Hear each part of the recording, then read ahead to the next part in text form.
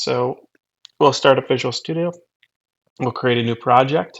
What you'll find inside of Visual Studio is if you've gone through the help tutorial, which is located on the help website under extensions, templates, vb.net. This shows you how to install these icons into Visual Studio. So you just have to follow this. Once you do that, you'll find you have these extensions. You'll see Visual Basic, C Sharp. I'm going to use the Visual Basic with UI. This should add buttons directly into ESPRIT. And we're just going to call this demonstration 1. And so we've set up the demonstration. We can click create. At this point, it'll create the demo. What you'll find is you have your add-ins, made folder, so on and so forth. You'll have a couple references to the ESPRIT API here.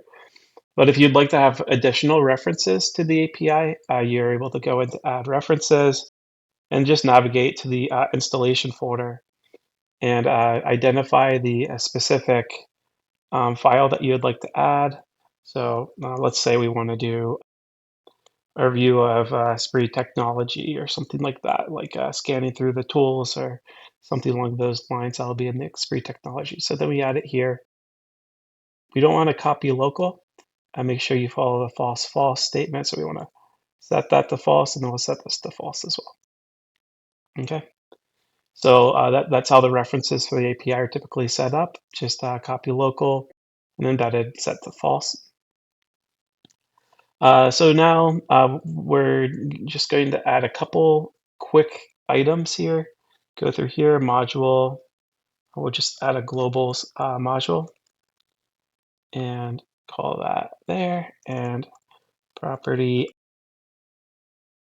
app as a ESPRIT application, and property doc as ESPRIT document. And this will help us connect to ESPRIT whenever it starts up. So we'll go in here to the ribbon. We just want to do our app equals to ESP app. Now we've set up a global. If you scroll through these add-in, you'll see the generation, the creation of the ribbon items.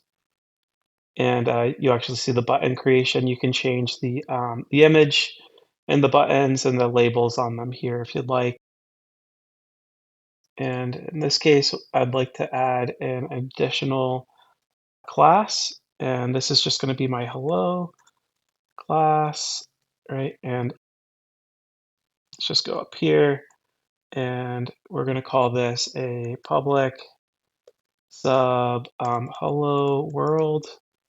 And in this case, we're just going to do a app dot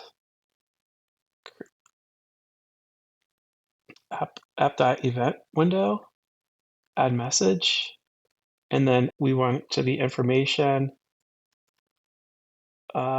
connection, and then hello world, right? So we're just showing that we're connected to ESPRIT and that this application is then connected to the software once we've gone through these stages. So hello class, hello world. We go back here. We scroll down to the first button. We can just type in hello class, hello world. And in this case, I believe I have to call this a public shared. Let me go back here. Hello class, hello world, and there goes message. If not, you can dim my hello class as new hello class or something like that, and then you could just call my hello class here. Oops, call this my hello class, and you could run it that way if it's set up differently. Anyway, that works there. These dispose items, sometimes I get an error thrown whenever these run. For now, I'm just going to comment these out, but these are helpful for closing down the extension. But when ESPRIT closes, the extension closes. So anyway, if you look through the project, you can just see everything's all pre-set up.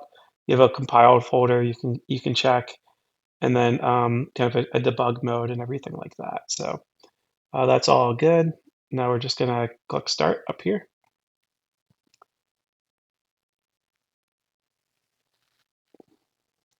This will open Esprit and should open our demonstration one tab. I have a bunch up here. So let's just see that this is demonstration one. Yep. And then we're going to look down here in the event window, see that it's connected. And there's a hello world. So that's the, how long it takes to set up a extension and then to add code to Esprit. This is one form of extension. There are other forms such as generating your own expression builder, expression extensions, and things like that. And that's will be in a different video. Thanks.